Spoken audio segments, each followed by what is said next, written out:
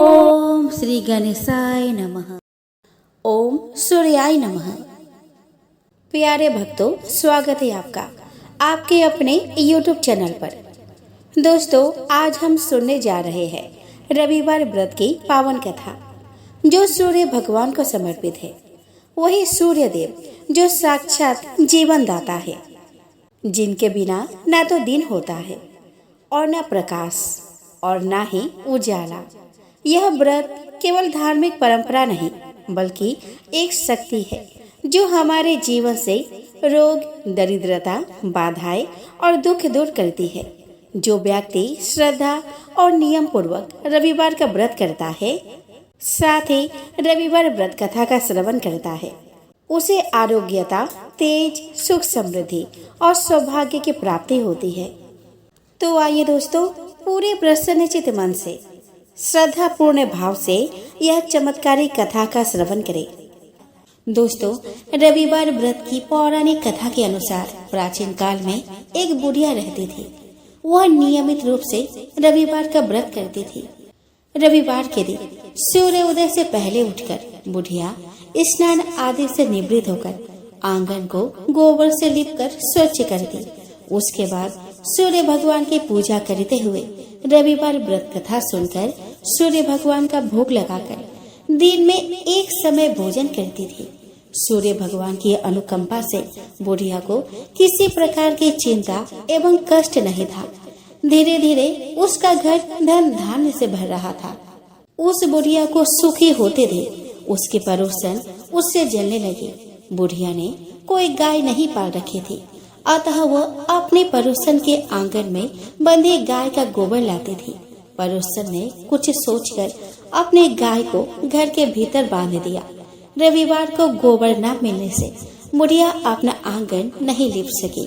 आंगन न लिप पाने के कारण उस बुढ़िया ने सूर्य भगवान को भोग नहीं लगाया और उस दिन स्वयं भी भोजन नहीं किया।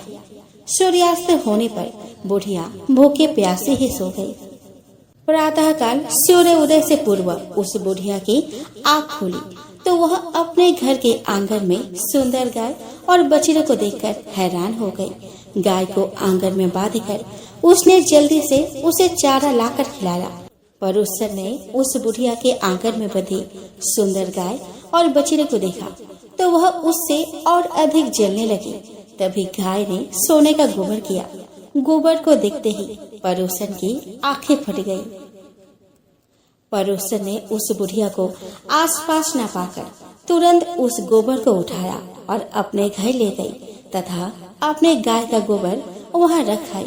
सोने के गोबर से पड़ोसन कुछ ही दिनों में धनवान हो गई। गाय प्रतिदिन सूर्य उदय से पूर्व सोने का गोबर किया करती थी और बुढ़िया के उठने के पहले पड़ोसन उस गोबर को उठाकर ले जाती थी। बहुत दिनों तक बुढ़िया को सोने के गोबर के बारे में कुछ पता ही नहीं चला। बुढ़िया पहले की तरह हर रविवार को भगवान सूर्यदेव का व्रत करती रही और कथा सुनती रही। लेकिन सूर्य भगवान को जब पड़ोसन की चालाकी का पता चला तो उन्होंने तेज आंधी चलाई। आंधी का प्रकोप देखकर बुढ़िया ने गाय को घर के भीतर ही बांध दिया। सुबह उठकर बुढ़िया ने सोने का गोबर देखा तो उसे बहुत आश्चर्य हुआ। उस दिन के बाद से बुढ़िया गाय को घर के भीतर बांधने लगी। सोने के गोबर से बुढ़िया कुछ ही दिनों में बहुत धनवान हो गई। उस बुढ़िया के धनी होने से पड़ोसन बुरी तरह जल भून कर राख हो गई और उसने अपने पति को समझा बुझाकर उसे नगर के राजा के पास भेज दिया। सुंदर गाय को देखकर राजा बहुत खुश हुआ। सुबह जब राजा ने सोने का गोबर देखा तो उसके आश्चर्य का ठिकाना न रहा। उधर सूर्य भगवान को भूखे प्यासे बुढ़िया को इस तरह प्रार्थना करते देख उस पर बहुत करुणा आई। उसी रात सूर्य भगवान ने राजा को स्वप्न में कहा कि राजन, बुढ़िया की गाय व बछड़ा तुरंत ही लौटा दो, नहीं तो तुम पर विपत्तियों का पहाड़ टूट पड़ेगा, तुम्हारा महल नष्ट हो जाएगा। सूर्य भगवान के स्वप्न से बुरी तरह भयभीत राजा ने प्रातः उठते ही गाय और बछड़ा बुढ़िया को लौटा दिया। राजा ने बहुत सा धन देकर बुढ़िया से अपनी गलती के लिए क्षमा मांगी। राजा ने पड़ोसन और उसके पति को उनकी इस दुष्टता के लिए दंड दिया। फिर राजा ने पूरे राज्य में घोषणा करा दी कि सभी स्त्री पुरुष रविवार का व्रत किया करे।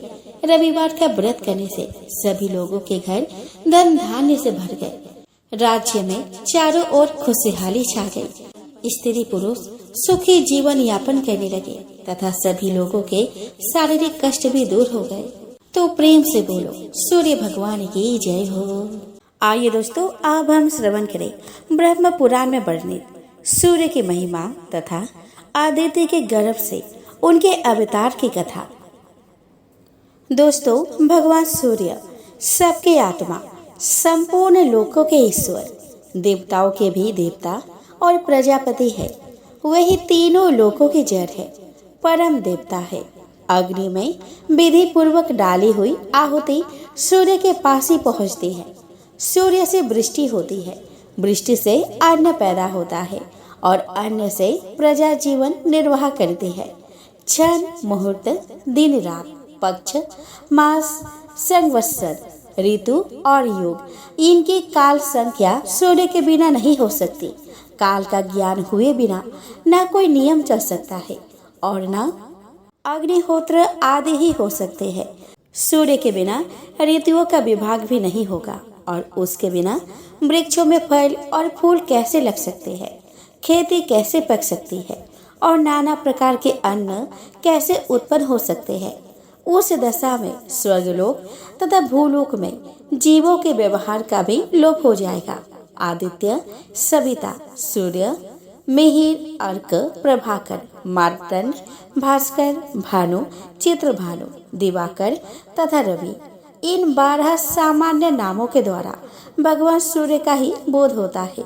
विष्णु, धाता, भग, पूषा, मित्र, इंद्र, वरुण, आर्यमा, विवस्वान, अंशुमान, त्वष्टा, ये 12 सूर्य पृथक पृथक माने गए हैं।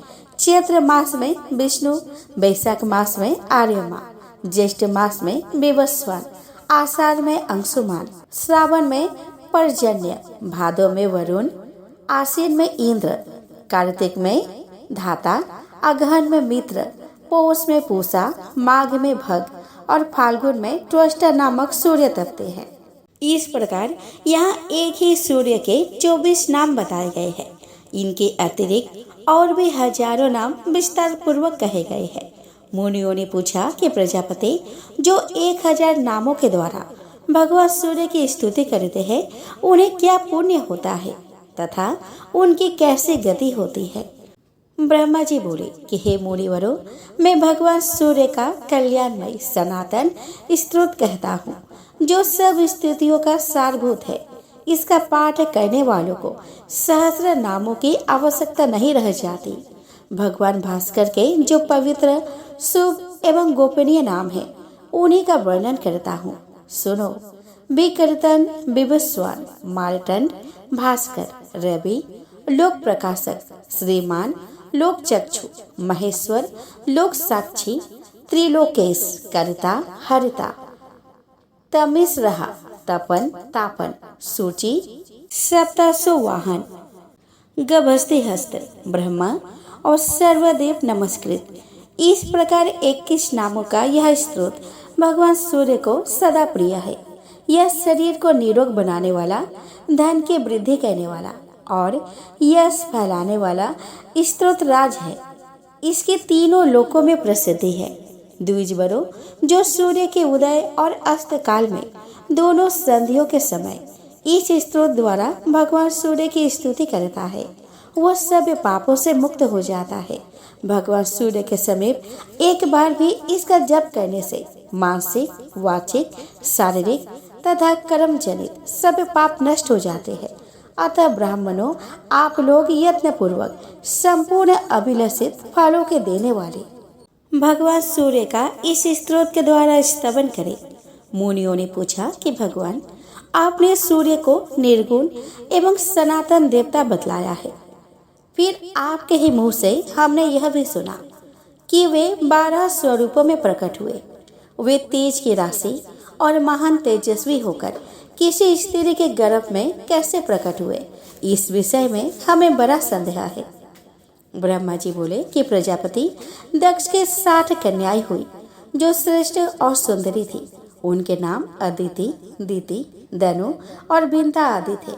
उनमें से 13 कन्याओं का विवाह दक्ष ने कश्यप जी से किया था। अदिति ने तीनों लोकों के स्वामी देवताओं को जन्म दिया। दीति से दैत्य और दनु से बल अभिमानी भयंकर दानव उत्पन्न हुए। बिंता आदि अन्य स्त्रियों ने भी यथावर जंगम भूतों का जन्म दिया। इन दक्ष सूताओं के पुत्र, पौत्र और दोहित्र आदि के द्वारा यह संपूर्ण जगत व्याप्त हो गया। कश्यप के पुत्र में देवता प्रधान है, वे सात्विक है। इनके अतिरिक्त दैत्य आदि राजस और तामस से देवताओं को यज्ञ का भागी बनाया गया है, परंतु दैत्य और दानव उनसे शत्रुता रखते हैं, अतः वे मिलकर उन्हें कष्ट पहुंचाने लगे। माता अदिति ने देखा कि दैत्यों और दानवों ने मेरे पुत्र को अपने स्थान से हटा दिया और सारी त्रिलोकी नष्ट प्राय कर दी। तब उन्होंने भगवान सूर्य की आराधना के लिए महान प्रयत्न किया। वे नियमित आहार करके कठोर नियमों का पालन करते हुए एकाग्रचित हो आकाश में स्थित तेजो राशि भगवान भास्कर का स्तवन करने लगी। अदिति बोली कि भगवान आप अत्यंत सूक्ष्म, परम पवित्र और अनुपम तेज धारण करते हैं। तेजस्वियों के ईश्वर, तेज के आधार और सनातन देवता है। आपको नमस्कार है। गोपते, जगत का उपकार करने के लिए मैं आपकी स्तुति आपसे प्रार्थना करती हूँ। प्रचंड रूप धारण करते समय आपकी जैसी आकृति होती है उसको मैं प्रणाम करती हूँ। क्रमशः 8 मास तक पृथ्वी के जल रूप रस को ग्रहण करने के लिए आप जिस अत्यंत तीव्र रूप को धारण करते हैं उसे मैं प्रणाम करती हूँ। आपका यह स्वरूप अग्नि और सोम से संयुक्त होता है। आप गुणात्मा को नमस्कार है।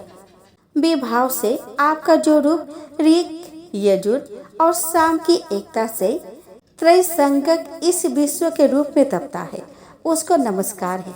सनातन, उससे भी परे जो ओम नाम से प्रतिपादित स्थूल एवं सूक्ष्म रूप निर्मल स्वरूप है उसको मेरा प्रणाम है। ब्रह्मा जी कहते हैं कि इस प्रकार बहुत दिनों तक आराधना करने पर भगवान सूर्य ने दक्ष कन्या अदिति को अपने तेजोमय स्वरूप का प्रत्यक्ष दर्शन कराया। अदिति बोली कि जगत के आदि कारण भगवान सूर्य आप मुझ पर प्रसन्न हो। गोपते, मैं आपको भली भांति नहीं देख पाती। दिवाकर, आप ऐसे कृपा करें जिससे मुझे आपके रूप का भली भांति दर्शन हो सके। भक्तों पर दया करने वाले प्रभु, मेरे पुत्र आपके भक्त हैं, आप उन पर कृपा करें। तब भगवान भास्कर ने अपने सामने पड़ी हुई देवी को स्पष्ट दर्शन देकर कहा कि देवी, आपकी जो इच्छा हो उसके अनुसार मुझसे कोई एक वर मांग ले। अदिति बोली कि देव, आप प्रसन्न हो। अधिक बलवान दैत्य और दानवों ने मेरे पुत्रों के हाथ से त्रिलोकी का राज्य और यज्ञ भाग छीन लिए हैं। गोपते, उन्हीं के लिए आप मेरे ऊपर कृपा करें। अपने अंश से मेरे पुत्रों के भाई होकर आप उनके शत्रुओं का नाश करें। भगवान सूर्य ने कहा कि देवी, मैं अपने 1000वें अंश से तुम्हारे गर्भ का बालक होकर प्रकट होऊंगा और तुम्हारे पुत्र के शत्रुओं का नाश करूंगा। यूं कहकर भगवान भास्कर अंतर्ध्यान हो गए और देवी अदिति भी अपना समस्त मनोरथ सिद्ध हो जाने के लिए तपस्या से निवृत्त हो गई। तत्पश्चात वर्ष के अंत में देव माता अदिति की इच्छा पूर्ण करने के लिए भगवान सविता ने उनके गर्भ में निवास किया। उस समय देवी अदिति यह सोचकर कि मैं पवित्रता पूर्वक ही इस दिव्य गर्भ को धारण करूंगी, एकाग्रचित होकर कृच्छु और चंद्रायन आदि व्रतों का पालन करने लगी। उनका यह कठोर नियम देखकर कश्यप जी ने कुछ कुपित होकर कहा कि तू नित्य उपवास करके गर्भ के बच्चों को क्यों मारे डालती है। तब वे भी रुष्ट होकर बोली कि देखिए, यह रहा गर्भ का बच्चा, मैंने इसे नहीं मारा, यही अपने शत्रुओं का मारने वाला होगा। यूं कहकर देव माता ने उसी समय उस गर्भ का प्रसव किया। वह उदयकालीन सूर्य के समान तेजस्वी अंडाकार गर्भ सहसा प्रकाशित हो गया। उसे देखकर कश्यप जी ने वैदिक वाणी के द्वारा आदर पूर्वक उसका स्तवन किया। स्तुति करने पर उस गर्भ से बालक प्रकट हो गया।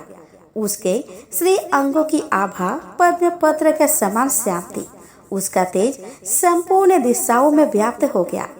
इसी समय अंतरिक्ष से कश्यप मुनि को संबोधित करके सजल मेघ के समान गंभीर स्वर में आकाशवाणी हुई। हे मुनि, तुमने अदिति से कहा था तो या मारिता मंडप, यानी कि तूने गर्भ के बच्चे को मार डाला, इसीलिए तुम्हारा यह पुत्र मारिटन के नाम से विख्यात होगा और यज्ञ भाग का अपहरण करने वाले अपने शत्रु भूता असुरों का संहार करेगा। यह आकाशवाणी सुनकर देवताओं को बड़ा हर्ष हुआ और दानव हतोत्साहित हो गए।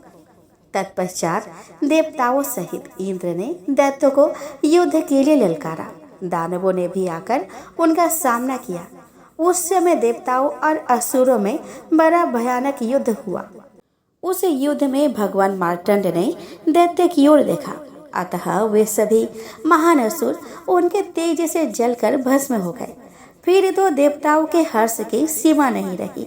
उन्होंने अदिति और मार्तंड का स्तवन किया। तदंतर देवताओं को पूर्ववत अपने अपने अधिकार और यज्ञ भाग प्राप्त हो गए। भगवान मार्तंड भी अपने अधिकार का पालन करने लगे।